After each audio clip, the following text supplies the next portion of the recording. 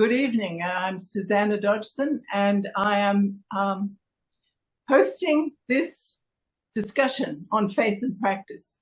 Our scheduled speaker was unable to talk, so this has become it's a discussion. And I have some books of faith and practice, and I've been reading. I started reading this book, The Faith and Practice of the Quakers by Rufus Jones. This was published in 1927. Rufus Jones was a birthright lifelong Quaker, and we spoke about him a couple of weeks ago.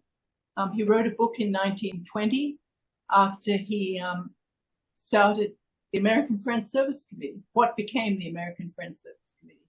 And he started in 1917, putting together a whole bunch of men that he trained to build houses and fix battlefields in France, right when the United States went into the First World War.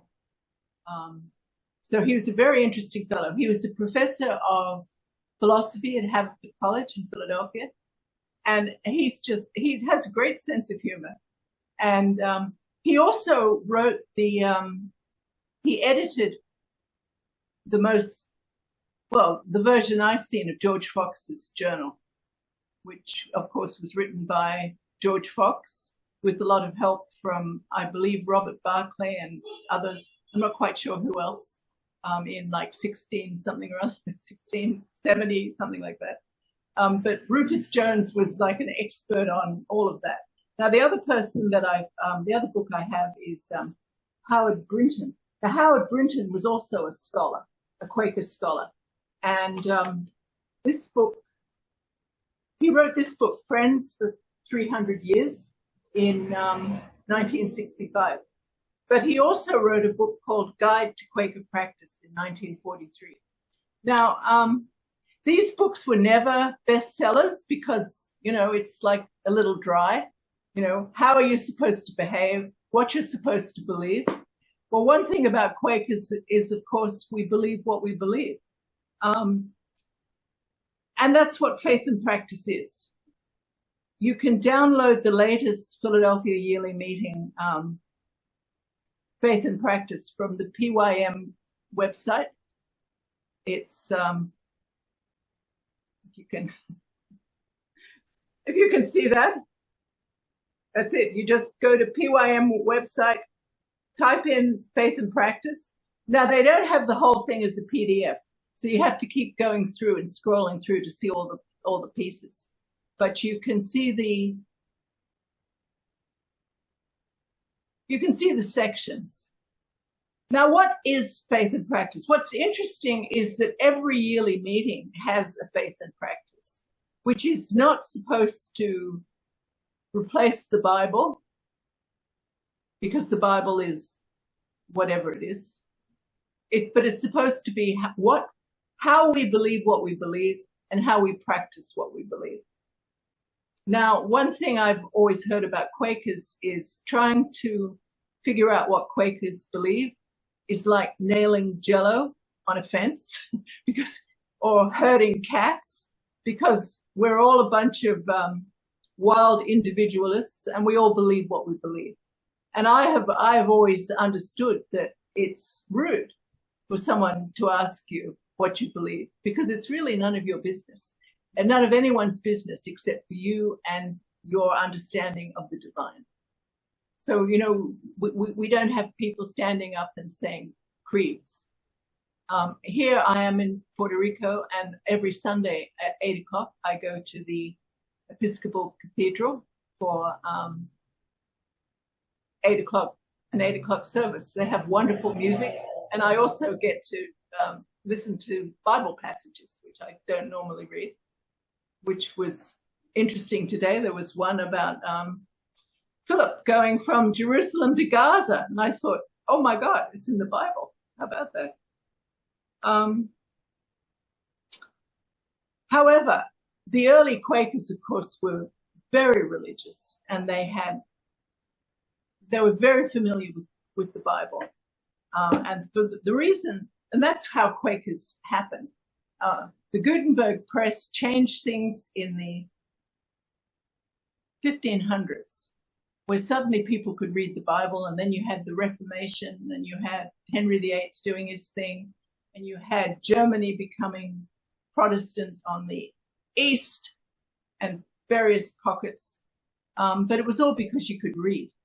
So here we have the Quakers coming up in England in 1652, 150 years after things were sort of, well, 140 years after Martin Luther, 1517, essentially started the Reformation. So here people know about the Bible. They've read the Bible, they've had the Bible read to them in English, which was a huge change because before that it was in Latin.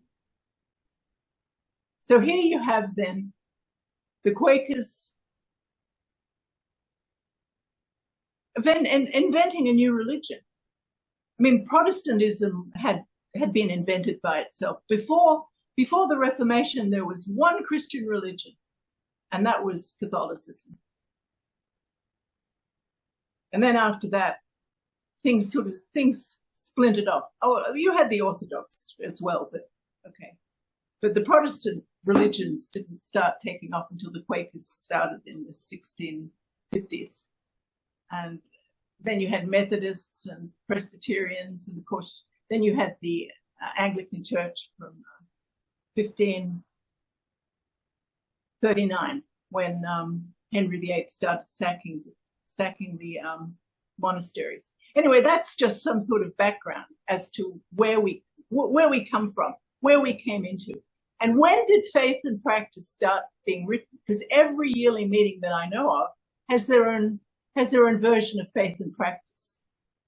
And that actually, in this book here, it's Rufus Jones, he talks about that. It's interesting that this was written in 1927, nearly 100 years ago. I feel like he wrote it yesterday, because he talks about the same things that are occurring to us today.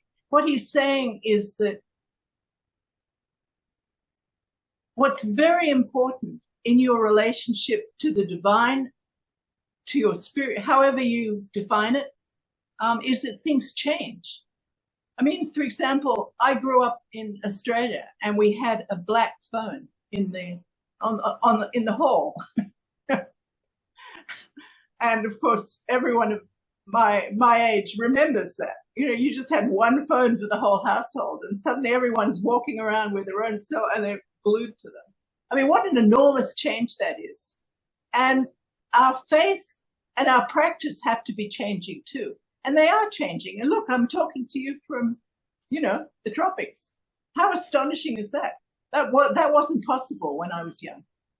And so our faith has to change with it. So the Philadelphia Yearly Meeting, Faith and Practice here, I believe it was written in,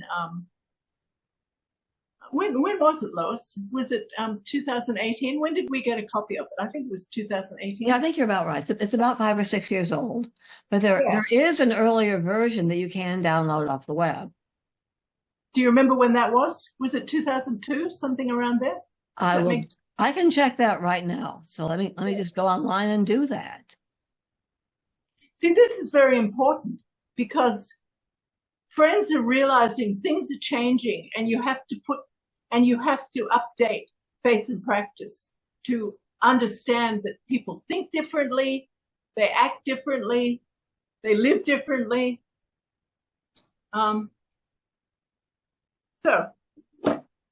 Okay, the one in your hand was indeed 2018. 2018, okay, yeah. So I'm looking for the earlier one, which I know is available online. Question is, where on earth is it? But it exists, so I will keep hunting. So what I want to discuss is there's two things. There's faith and there's practice. What you believe, how you believe it, and then how do you put it into action? I was interested in the past couple of days, 2 Quakers that I know very well were arrested in some protests that are going on. And that's their practice. So what is our practice? And what is our faith? My faith is rooted in the peace principle, the peace testament, which was in 1690, I think. Anyway, around. I remember there's also a date of 1703 for the peace testimony. Can you find out when the peace testimony? Just a minute, I will do that. Yeah, Lois is fabulous. She's not only a film editor and director, she also finds information, which is January 1661. 1661, very early on. Okay, so that was the fundamental part of being a Quaker, was saying denying violence, denying outward violence. And that, to me, that is why I became a Quaker. Although that's ancestral. My mother's father's paternal line were Quakers from 1690 in Ireland. And their last name was Hugh Pritchett, which apparently is well. It's not clear where they came from, whether they came from Wales, whether they came from England. But anyway, their name in Ireland was Hugh Pritchett. And we don't even know if they were brothers. They might have been. But they showed up in Ireland in 1690, and there's still some of them there today. And my great-grandparents were Quakers in Ireland until then. And I can remember my mother talking about her Quaker grandmother, telling her, just sit. Just, which is a lovely memory. And but that's what it is. Be still and know. Be quiet.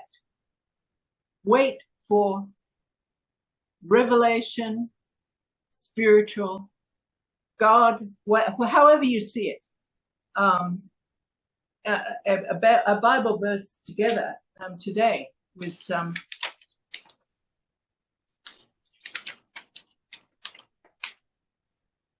came from the epistle 1 John 4:7-21.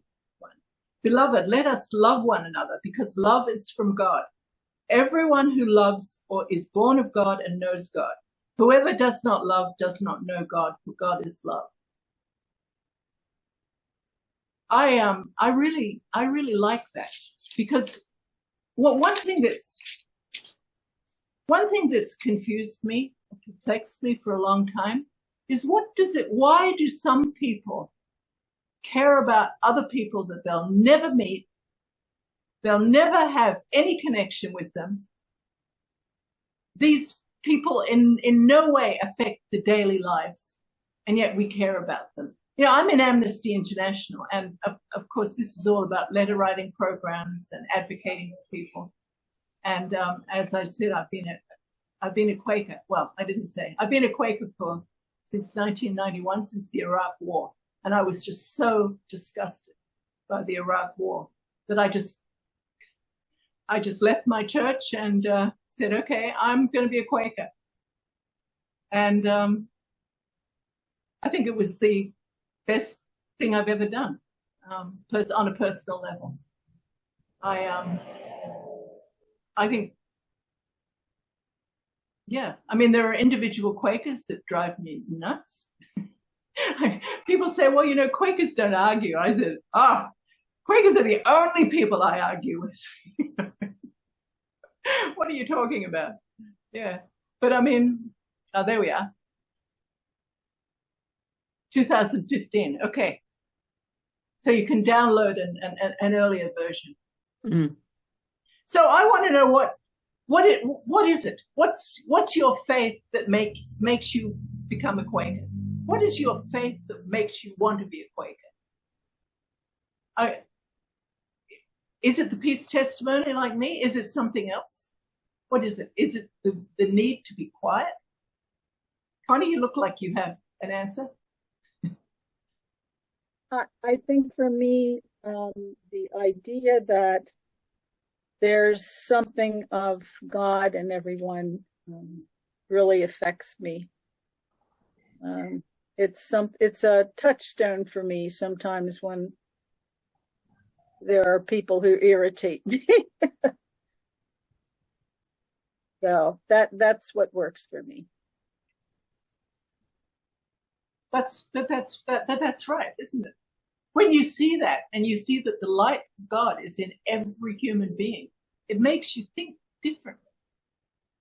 I don't know. I had a connection with a young man on a train a few weeks ago, and he was asking for money. He said he hadn't eaten, and he clearly hadn't. And he was going around asking people for money. He came on the train, and people were just, and I just said, I knew I had a $10 note. I said, just sit down. I felt like I was channeling my Irish great grandmother. Just sit down and be quiet, and let's talk. And I gave him the 10, and he just had this huge story, which was awful. And he only had 3 fingers, and he had and his eye was on, and he'd been in a fire. He'd had all this awful time. And I thought, this is exactly the sort of person we're supposed to be talking to. We're not supposed to be telling you to go away. I don't know. Yeah. And but that's the issue, isn't it? We need to take care of people. And in Philadelphia, people are always coming up, and it's like, oh no, they just want drugs. Or maybe they do, and maybe they just need to be fed, and maybe if they just need to be told where to. Like he said he had diabetes. He needed to eat. It's as simple as that. And there's a whole lot of feeding programs all over the place, and I know where they are. And I said, well, you can go there for lunch, you can go there for breakfast. But when you need food now and you can't get it, that's when it's rough. But that's my faith. I'm very interested in feeding people, and we do that in Puerto Rico too, and of course in Philadelphia, the Old First Church has terrific feeding programs, and Quakers have been involved in that. And Quakers have always been involved in feeding programs, and that is what the American Friends Service Committee was all about. It was feeding people. But first of all, they were building homes for people in France, but it went more than that. They were feeding something like 2 million German kids. German kids survived because of feeding, of Quakers feeding them right after the First World War. And then, of course, during the Second World War too. My late husband was born to a Jewish woman in Nazi Germany. And the first thing he did when he came to the United States was went to a Quaker meeting with me, and he said, thank you so much, because he was 4 years old when these Quaker care packages showed up. And it's interesting because in Rufus Jones's book on the American Friends Service Committee, and it was called Love in Service at Wartime, 1920. You can download it from Gutenberg. But that's exactly what Rufus Jones said, that people were these people in France were thanking Quaker women for knitting shawls and sending them to them in France. Just this huge human connection. And that's really what the faith is, isn't it? Faith is about a human connection that comes from God, I think. What do you think, Julie? Do you have any response to that? No. Okay. I'm just here to listen. Okay. What about you, Ray? About faith? What is Quaker faith for you?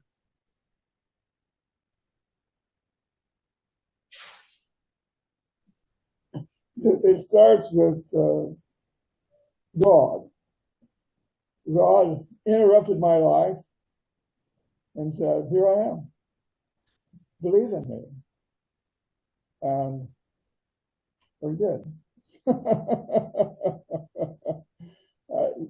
didn't know any better because I was unlearned, even though I was a college student. And I just believed in him. And he kept telling me things to do, and I would do them. and things would work out. And I always was surprised and pleased that things would work out when I followed his directions. Yeah. Well, that's the thing. I mean, yeah. Okay, we just lost one person. They're not interested in this, but which is fine. I do suggest you read this book, The Faith and Practice of the Quakers. It's interesting too. Another thing that he talks about in this book is how George Fox out-Puritaned the Puritans. I mean, here he was very upset about the Puritans telling you what you're not supposed to do. And then he said, well, and the Quakers aren't supposed to sing, dance, wear these bright colors, do all these things. So he actually prohibited a lot more than the Puritans did. Okay, let's read something from this book here, Friends for 300 Years. It goes through the whole history, but then also too he gets onto the faith, which is wait upon the Lord. These are the chapter contents: to wait upon the Lord, the light within as experience, the light within as thought about, and then the meeting for worship. Now we're all familiar with meeting for worship. Meeting for worship required, because in Philadelphia yearly meeting, we have unprogrammed meeting, which means you sit and you settle and you're quiet. And that's, so what happens within that hour? It really depends on the individual. I mean, my son is here with me. He said, well, you sleep. I said, He was a Quaker from the age of 1.5, and so some of it was very boring for him when he was growing up. But being able to sit, and we don't really have a problem with people falling asleep. I've certainly seen people falling asleep in meeting, and I mean, God can get you sleeping as well. You don't have to be awake. I mean, either you have a God that is the most powerful force in the universe, or you don't. And if it's powerful, he can get to you however you can.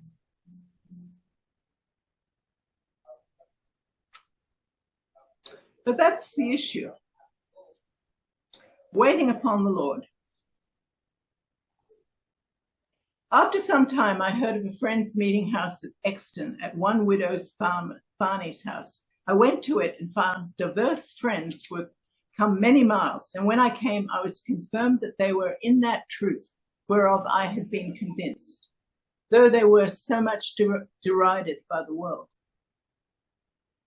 There was little said in that meeting, but I sat still in it and was bowed in spirit before the Lord, and felt him with me and with friends, and saw that they had their minds retired, and waited to feel his presence and power to operate in their hearts, and that they were spiritual worshippers who worship God in spirit and in truth. And I was sensible that they felt and tasted of the Lord's goodness, as at that time I did. And though few words were spoken, yet I was well satisfied with the meeting. And there arose a sweet melody that went through the meeting, and the presence of the Lord was in the midst of us, and more true comfort, refreshment, and satisfaction did I meet with the Lord in that meeting than I had ever in any of my life before that. Yeah. Now, not every meeting for worship will send you into raptures like that, but the fact is that sometimes you just feel incredibly connected. And it's the connection with God and with other human beings, the light of God. But that's another thing too. I mean, some Quakers are atheists. They don't accept that there's anything external except, and that works too. I mean, if you have the light of God in every other person, you don't need, that God. You need the light of love. If you use the word love instead of God. But for me, though, love, and that I said that earlier, love is supernatural. Love is an extraordinary, absolutely extraordinary. Why do we care about people that we have no connection to? Why do we?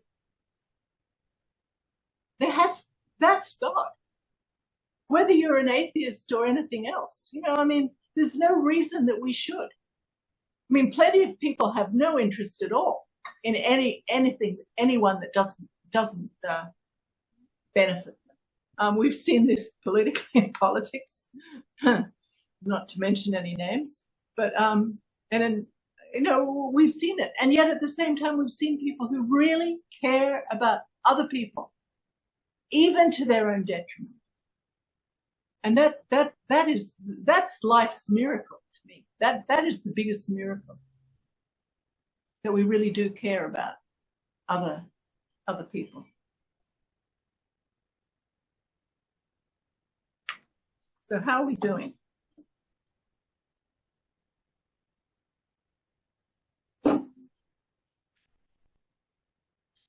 So I can read some more stories, or we can talk about personal practice. How do you practice your faith when you're not at meeting? That's the issue too.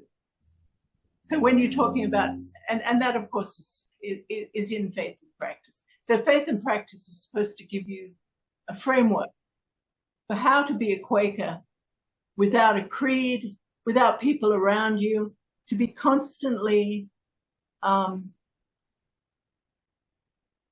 doing good, essentially. I mean, why did Rufus Jones think it was necessary to feed 2 million German children? I mean, isn't that extraordinary? The Germans had just been killing American soldiers and British soldiers, and the British Quakers and the American Quakers were in France just trying to fix things, and then they were in Germany trying to feed people who were starving.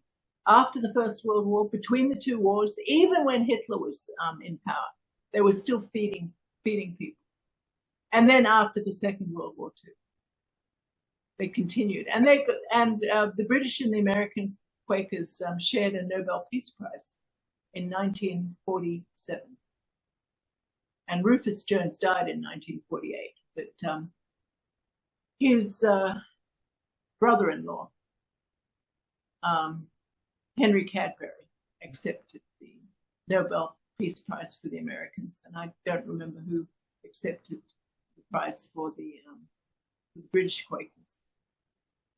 So it was such an extraordinary act that they actually won the Nobel Prize for it. But that's what Quaker practice is. Any other Quaker practice? Jason, we haven't heard from you. For me, one of the things that happened, I'm a part of Fridays with Fetterman.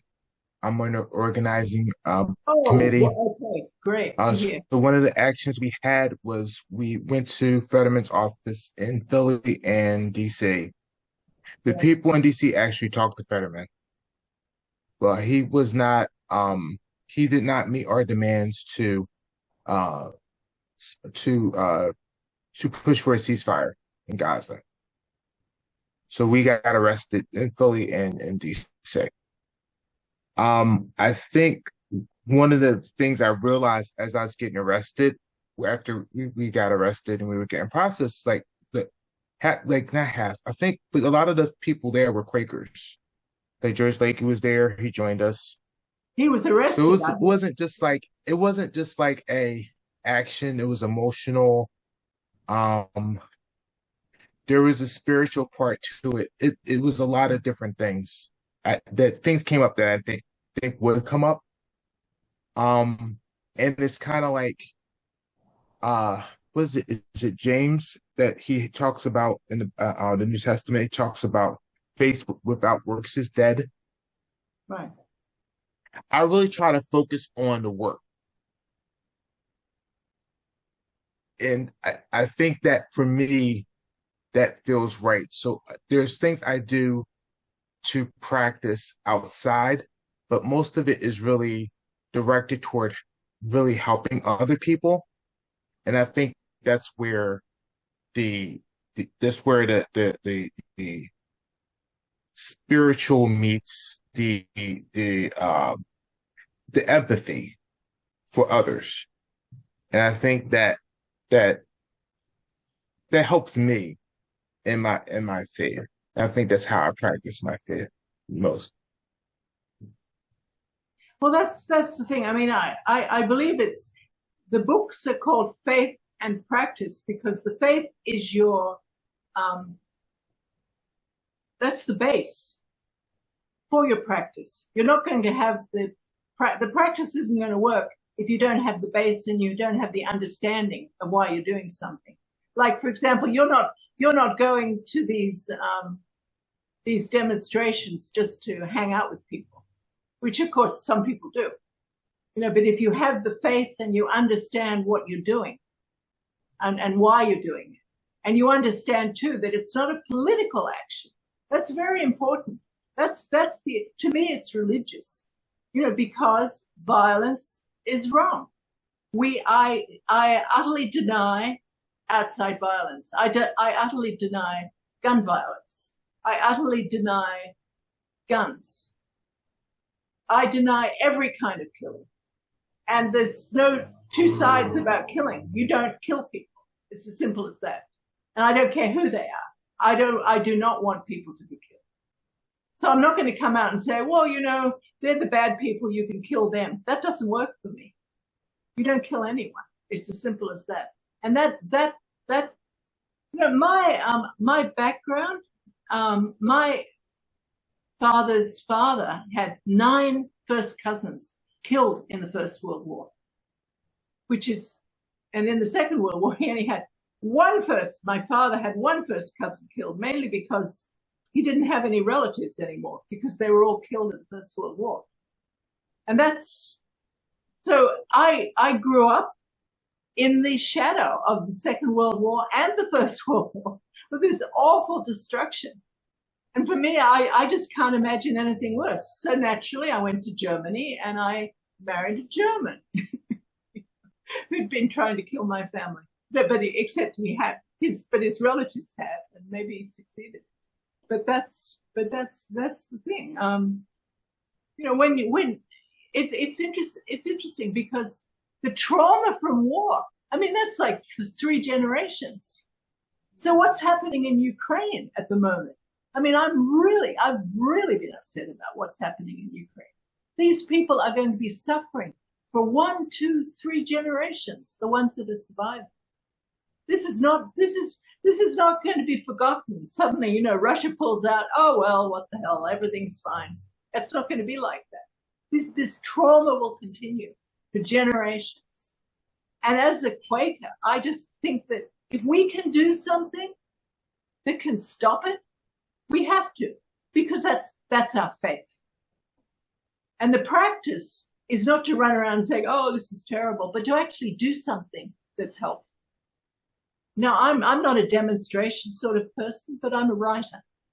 And I've been writing things. And have I convinced anyone? I don't know. But my voice maybe has joined with a whole lot of others just to try and stop whatever's going on, you know, because it's awful. And it's not just in the Middle East. It's not just in Ukraine. It's also in Congo. It's in Sudan. I mean, this violence is everywhere. You know, I mean, people have asked me too. It's like, well, what do you mean you're opposed to what's going on in Gaza? What about? And I said, well, I care about all of them.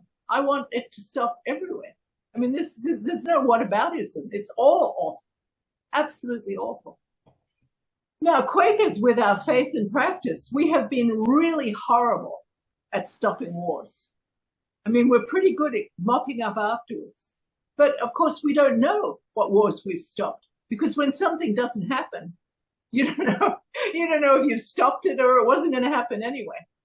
So, but I have to believe that what we have in our faith, in our practice, is incredibly important, and we have to keep doing it. That's the issue. Yeah. The whole thing is to rely on God to act. We don't have to figure out how we should act. We should have faith that God will act. And He will use us in whatever way He can. Right. And that's what happens during our meeting for worship. That's the whole point of it. We sit quietly and we wait upon the Lord, and we see to see the path. Now, I mostly am by myself, and I like being by myself. I go for long walks. So I'm basically in meeting for worship about 10 hours a day. And for me, that's necessary because I'm, rotten. And I need more guidance maybe than other people. But that's the thing. I mean, you just always have to try and focus on the light, focus on what it is that you need to keep going and to not make the wrong decision. Because it's very easy to make the wrong decision for everything. Yeah. These gentlemen, I mean, it's interesting. People don't generally read Quaker books, but they should. They're a lot more interesting than you think. Let's see if I can find another story. Here we are. Thresh out the corn, writes Fox to Hogel and Burrow, that the wind may scatter the chaff, that the corn may be gathered into the barn.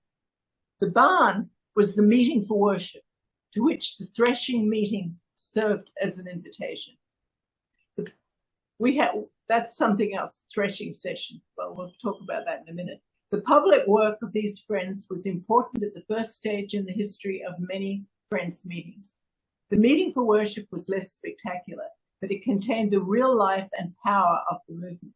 A public friend would retire exhausted by his ministry to a silent meeting to become recharged for further service. Oh, I read today that George Fox was arrested 8 times. He spent a lot of time in jail protesting against violence. But anyway, they're talking about threshing here. Threshing is when Quakers have a disagreement, or there's some issue that a Quaker needs to figure out. And so you have a threshing session. So everything's pulled together. So it's not, we have meeting for worship, which is and it's essentially solitary, but you're sitting with other people. A threshing session is when a whole lot of people are talking about a particular issue, which is not the same thing. A business meeting, and this is all spelled out in Faith and Practice, how a business meeting should be held, how a meeting for worship should be held, how a threshing meeting should be held. But I have to say something here too, that every yearly meeting has its own rules. So what will be a rule in one yearly meeting will not necessarily be the same in another yearly. And in fact, even in monthly meetings, things differ. And this is important for the reasons that Rufus Jones was talking about. Every situation is different. Every monthly meeting has its own idiosyncrasies, its own needs. And so there's no cookie cutter of the way to behave. Faith and Practice book has to be a guide rather than a strict instruction of how to behave. That's very, very important. So you can sit in meeting and you have an issue, go to Faith and Practice, and it'll just, it'll tell you how things are run in that particular yearly meeting, but it doesn't necessarily mean you have to follow it completely. So there is some leeway. I remember about 50 years ago, I think, someone in Philadelphia yearly meeting decided that they didn't like the way people were jumping up and giving messages. And they said, okay, only one message per meeting for worship. You can only have one message. You can't keep jumping up and down and responding to people and anything like that. It's one message. I think that's interesting. I'm not sure that that's the same in every yearly meeting, but it certainly is in Philadelphia yearly meeting. So once you've gotten up and you've been convinced that you have a message that's based in light, you sit down and that's it. You know, you don't come later, 10 minutes later, and say, "Oh, I forgot to say." you just be quiet and let people listen to what you said. That's actually one of the wonderful things about meeting for worship. Sometimes people say things and they give a message, and I've taken something out of the message that probably wasn't intended, but it worked for me. Yeah.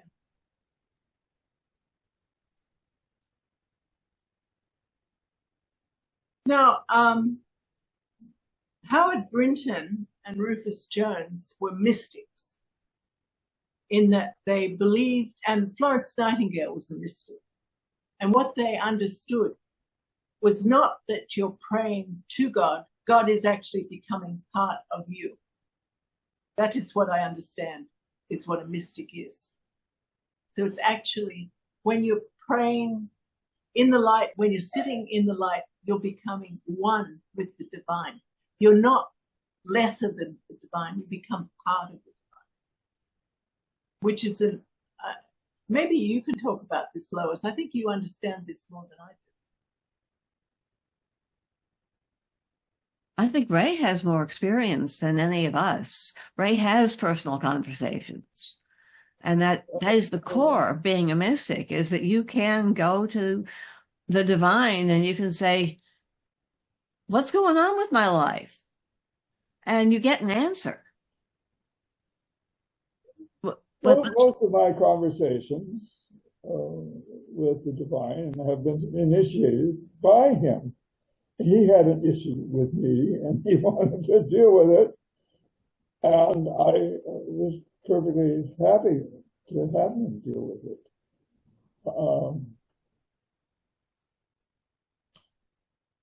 But as we got to know one another over time, more times I began to initiate conversations of my own to him. And I wanted to know what to do next. And so it became more of a two-way street through time. So is this something daily or is this rare? This is normal life. Normal life, yeah. It's interesting. I've been aware of things not going the way I deserved. You know, a number of times in my life, thinking, "Wow, thank you." You know, I mean, it's absolutely extraordinary. You know, some things that have happened, which is quite wonderful. Okay, I'm going to give you some more readings because I'm enjoying the readings. Now, the thing to remember is that God is real. Now, he's not an abstraction. You know, he's not infinite. He's just what he is, where he is, and how he is at a given moment. Like any other entity, he is simply a real entity that manifests himself whenever it suits his purpose.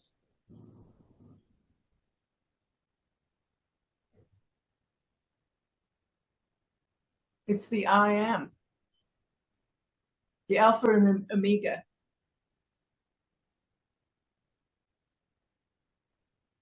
And here he took Rufus Jones talking about the structure and method of the Society of Friends. It can be seen that we are dealing with a type of religion which may appropriately be called mystical. The word is a loose and fluid one. It has various meanings. I'm using it to signify that God is essentially a God who reveals and communicates himself, and man is essentially a being with spiritual capacities and therefore susceptible within himself to the radioactivity of the life of God.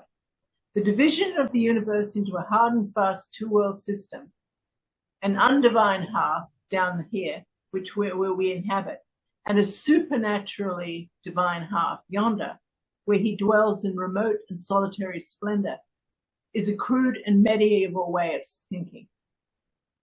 It is perhaps a slander on the Middle Ages to call that theory medieval, for the wisest men of the Middle Ages thought of God as being as near to us as we are to ourselves. The Quakers felt convinced, and still are convinced by their own experience, that this tiny rill of our own individual life somehow, somewhere, is conjunct with the ocean of spirit, whose tides flow back upon us and let us feel the sea beat of the eternal reality. The circulation runs both ways. There is a double search. We transcend our fragmentary selves and try to make our contacts and to establish our correspondence with the tidal sea and the central light at the heart. The central life at the heart of things is forever pressing in towards us. There are rivers like Abana and Papa, rivers of Damascus, which never reach an ocean and never feel a tide. They flow out into the sands of an arid desert and lost in the marshes which their own waters make. There may, of course, be human lives like that, which connect only with the shallow cistern of their island exits. The Quaker does not believe that.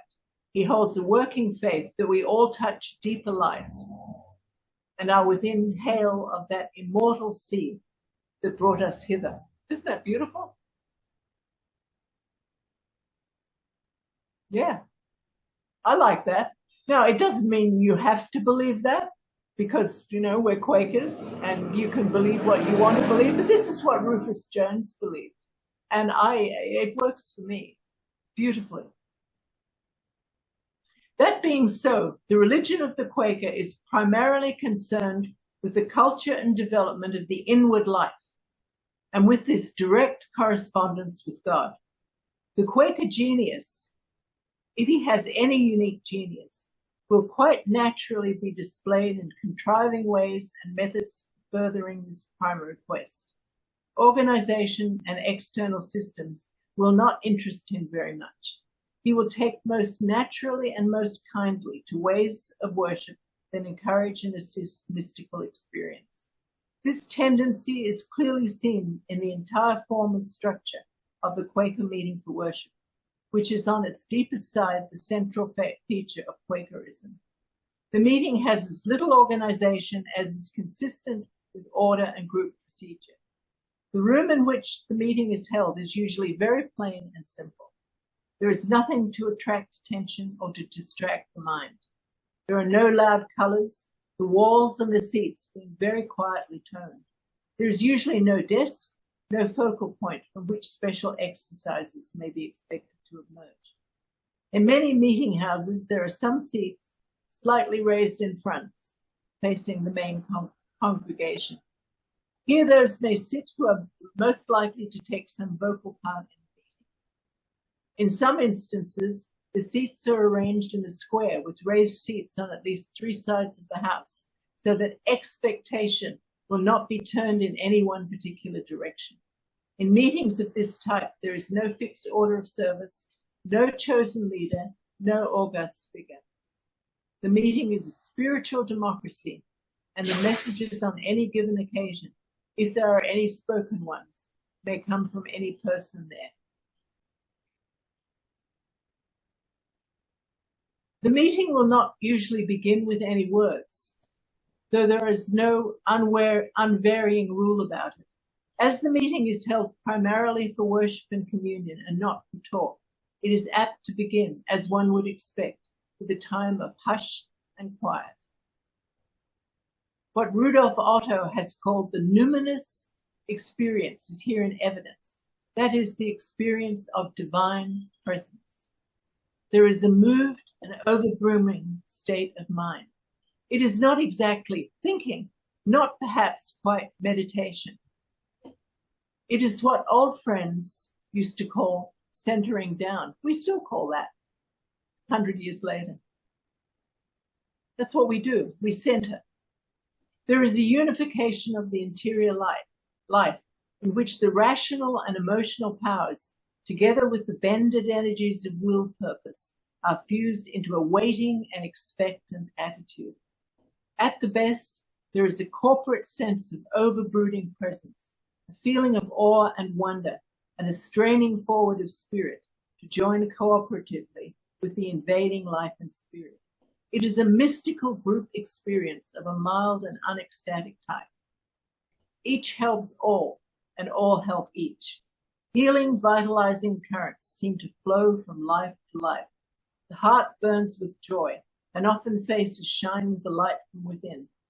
I have seen quiet tears on such occasions course down cheeks of men, made though they were of stern stuff, who were seldom ever seen to weep elsewhere. When one is in Damascus, he often hears the currents of invisible submerged rivers running underneath the streets of the city. And somewhat so one feels in these meetings at their best, a tide of living spirit flowing underneath the hushed and gathered groups. Other churches have other ways of assisting the individual in this momentous business of worshiping God and of coming into vital contact with the spiritual environment of the soul. The Friends for 3 centuries have been experts in the way of silence, the way of wonder, as it is so happily called. You know, I've been to meetings where after everyone has greeted each other, someone has stood up and said, you know, I was going to give a message and that other person gave it. That's what the connection is about. That a message that someone thought they were giving and another person has given the message. That's pretty amazing. So how do you feel about what we've said so far? What is yeah. And then of course we get on to the sacraments. Now in the Episcopal Church that I go to, which is a cathedral, they have communion every Sunday, and I don't take communion. Of course not, because you know we have Quakers believe in internal sacraments, not external. And Rufus Jones actually talks about this. He said it's not just that we have internal sacraments, it's also that we don't want to turn things into rites, into ways of doing things that have no possibility of changing. Which is interesting, because when you don't have structure, anything can happen. You're open to anything. But if you have a communion with all these prayers that have been written in 17 something or other or 16 something or other, you're stuck in that and you're not changing. You're not moving forward. And that's what faith and practice is trying to do, change with the times. I don't know that any other church has anything like faith and practice. Is there? I mean, does anyone know? Have you ever seen another church with some kind of ongoing book of how to behave, as it were? No. Generally, other churches that they look to the Bible. They say, look, it's all in the Bible. And everyone interprets the Bible differently. And it's been written, you know, it was written 2,000 years ago. So, yeah.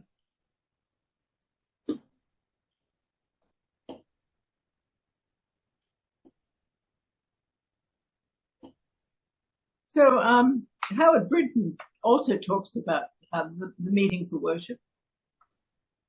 In the vast sum of Quaker literature, there is very little which can be used as a guide in silent worship. You see, what I read you just from Rufus Jones, he wasn't telling you what to do. He was telling you what he experiences. That if you sit, and that's the way, that's what can happen. But he's not telling you what to do, how to sit, where to sit. Just telling you how meeting houses are basically set up. And every meeting house is different, of course. Yeah. The true guide is the spirit, which, like the wind, blows where it listeth. Here Quakerism differs radically from Catholicism. Silent prayer, meditation, or contemplation, to use some of the words applied, that form of spiritual exercise, which is carried on without words or ritual, is often carefully guided in Catholic practice by a spiritual director. The director assigns exercises which he deems appropriate to the particular stage of progress reached by the soul committed to his care. Different systems are used by different religious orders.